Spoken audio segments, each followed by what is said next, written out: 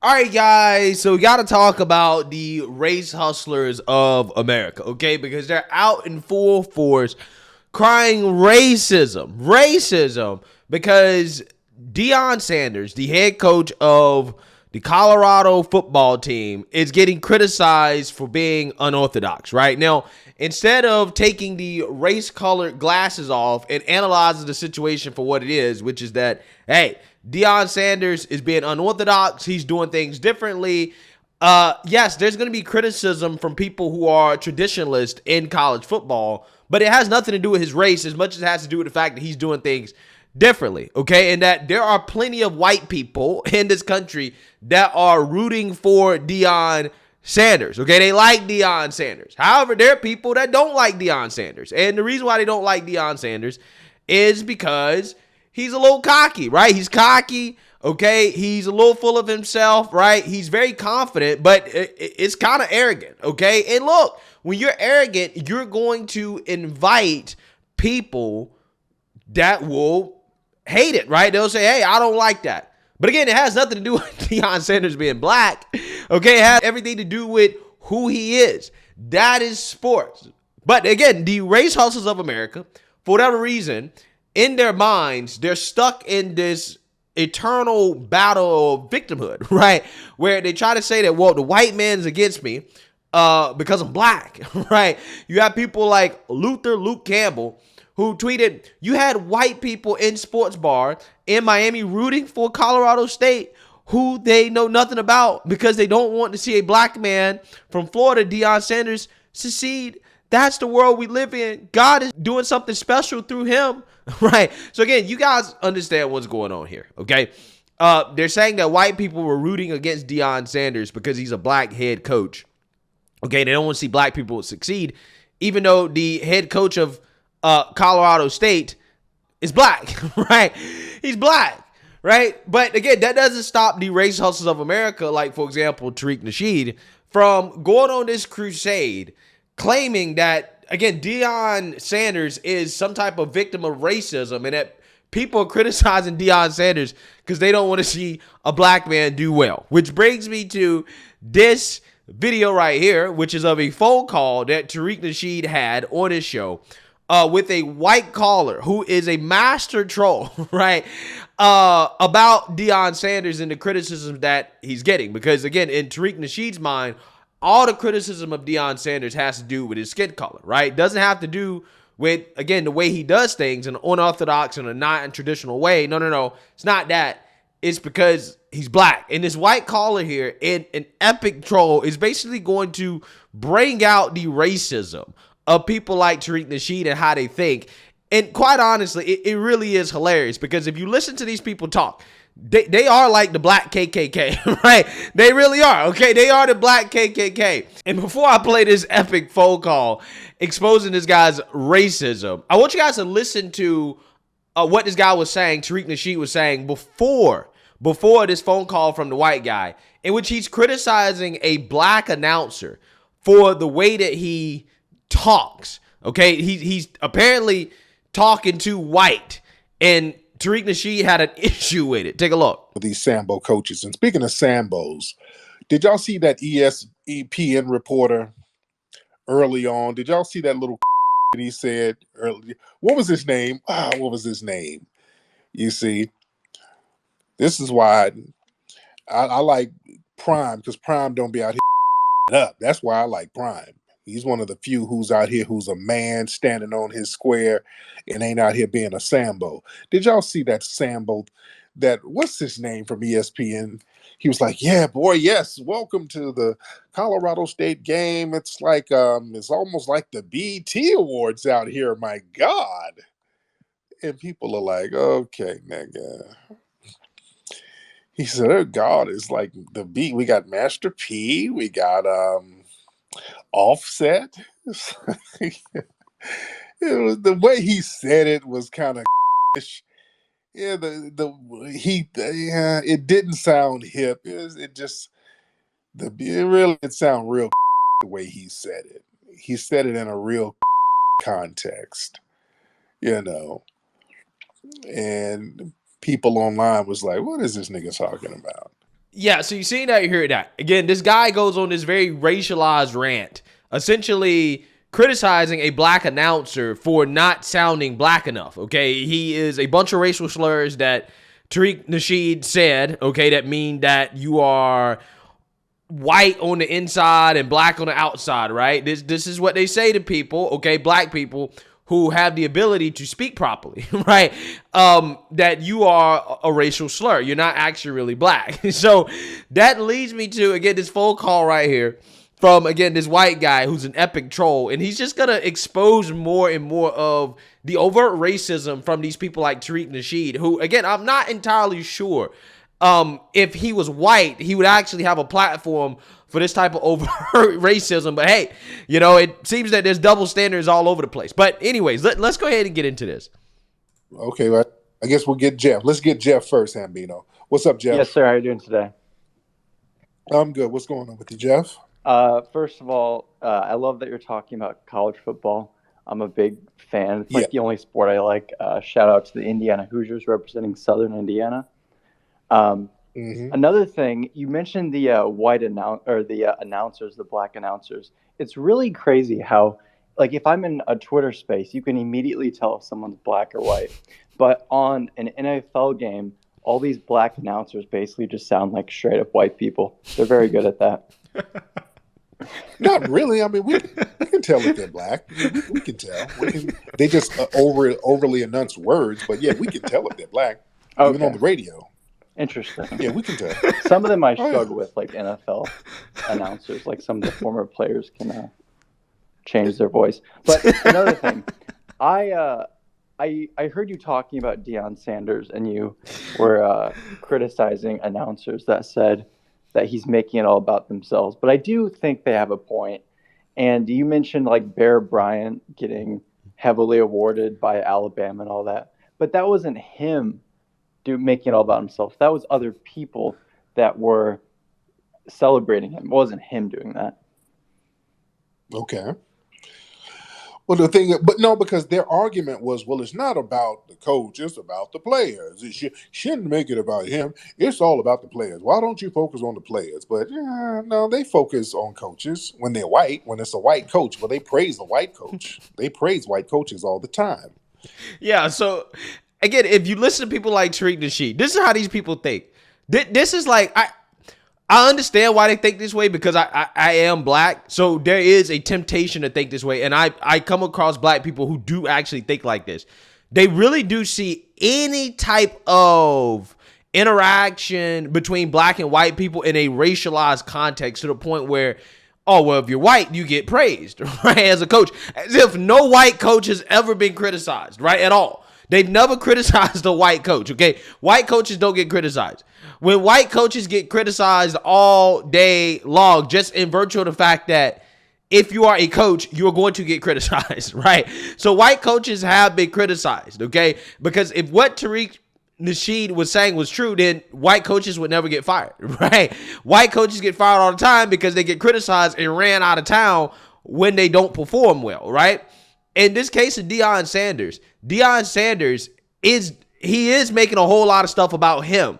And don't get me wrong. I mean, look, hey, I'm rooting for him. And there's a lot of people rooting for him, black and white. But just because you say, hey, I'm criticizing him for making things about him, that doesn't necessarily mean that you're criticizing him because he's black. So now they go into this narrative about, oh, well, he's only getting criticism because he's black, right? Which basically in their world, okay, any criticism of a black man means that you hate black people, right? That it comes from a place of racism. You cannot actually give an objective criticism of a black person the way that you can to a white coach without being accused of racism. It really is fascinating. And when we praise a black coach and the black coach is, popping his collar, everybody's supposed to be like, oh, no, he's supposed to be humble. And no, let him do what he does. And he's just basically saying, hey, I'm a winner and I'm going to win this game and I'm going to keep on winning. And if you doubt me, watch what I do. Now, here's the funny part about this, right? They try to say the same thing about quarterbacks, okay, in regards to how, black quarterbacks get criticized more than white ones, because they're black, right? And they're outspoken. And I'm like, Tim Tebow literally got ran out of the NFL for being too outspoken, right? For being unorthodox, right? For being outspokenly and unabashedly Christian. Now, of course, his play contributed to that as well, too. The fact that he couldn't really throw at the NFL level. But again, he got criticized for that, right? For being unorthodox, for being outspoken. Because the traditional thinking was that no, quarterbacks are supposed to be quiet. They're supposed to be humble. They're not supposed to be out here, bringing attention towards themselves. Johnny Manziel got criticized for the same thing, okay? White people, when they act in ways that are not traditional, okay, when we're talking about how we traditionally think about how coaches are supposed to act or quarterbacks are supposed to act or whatever, they get criticized. This is not a black-white thing, right? It is simply a traditional versus non-traditional thing, and it has absolutely nothing to do with race at all, okay? Has nothing to do with race. But again, this is not the way that race hustlers see the world. It's truly fascinating to analyze the psychology of a race hustler. It is really sad, okay, to see that they live their life thinking that all interactions are racial, when it's just, that's just not the case. I have confidence in myself, and I want my players to have confidence in themselves. So all he's doing is projecting his confidence into his players, and it's working.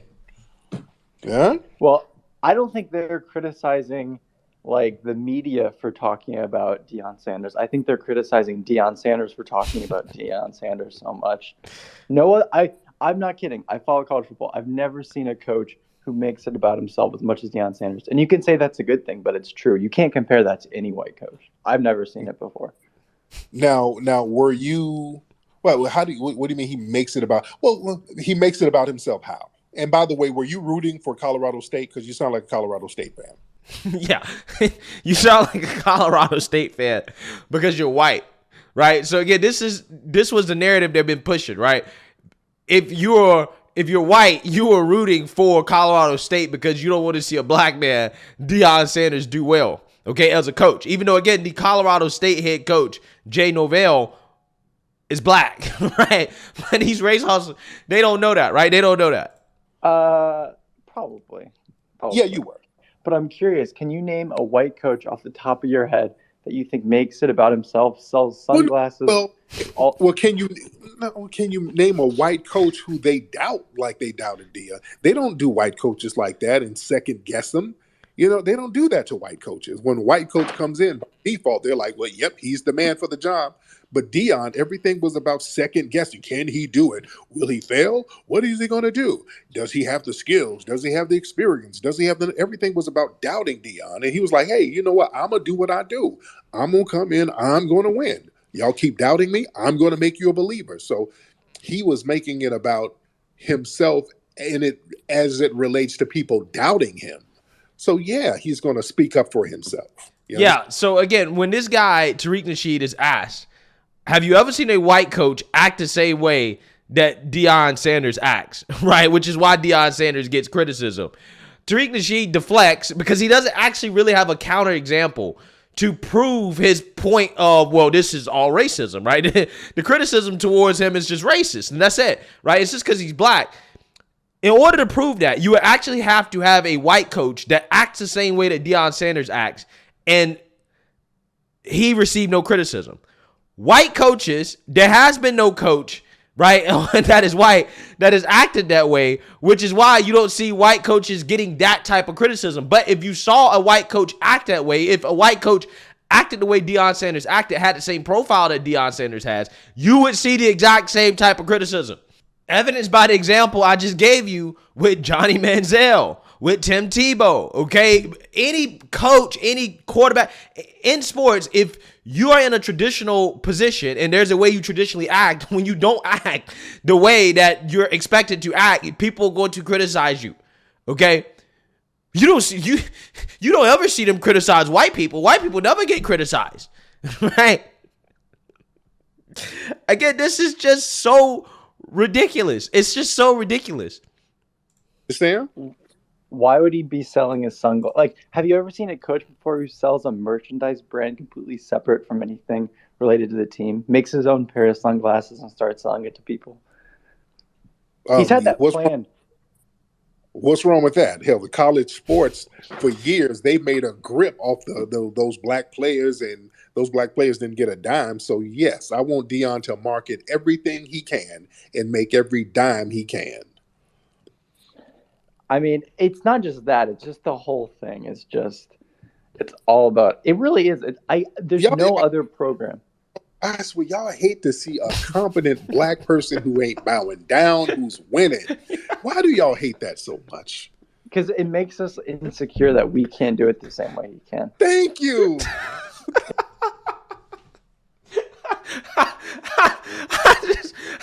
I love how this guy, the caller, just like lean into Tariq Nasheed and like what this whole thing is, what these people think. They really think in their mind, they really believe that white people are so insecure that this is why Deion Sanders is receiving criticism, right? Because white people are so insecure that white people can't achieve what Deion Sanders is achieving or do it the way he do it, which is like a jealousy complex, right? Which is what these people think. These people think that white people have an inferiority complex to black people, and that's why they hate it so much when black people succeed. It's just so funny, bro. It's hilarious. Thank you. But that's a you problem. At least say, I'm glad you're being honest. But that's a you problem. I know, but when we see a black man shining, it just like tears us down because that's like all we have left is the coaches. I know that, but y'all it's a you problem. There's great things that you can do within your community. There's great things, man. You guys got volleyball. You guys are phenomenal at volleyball. Y'all got that. Also, we have badminton. Hockey, all of that stuff, man. You don't feel bad. Don't feel bad. Ever since Tiger Woods changed the game in golf, we've just like been reeling from that. All we have now is curling. I know. Y'all got wrestling, the wrestling competition. You guys are good at that. There's a lot of good stuff you're very good at. Badminton. Tariq, you should talk about how white people being so dominant at wrestling is related to like the Greek origins of like homoeroticism. Oh yeah. You guys were, y'all were getting down with wrestling because what was happening is you pin somebody down and then you crack that pussy open and then they really get stuck. So yeah, you guys got that. That's something we don't want to wrestle with you. So I will give you that. We don't like wrestling with your ass. But other non-contact sports where we ain't got to bend over, we got you. But yeah, if y'all want the motherfucker down, you got that. And then we'll leave you alone on that and let you have it. But anyway, Jeff, thank you so much. I appreciate you so much, Jeff. All right.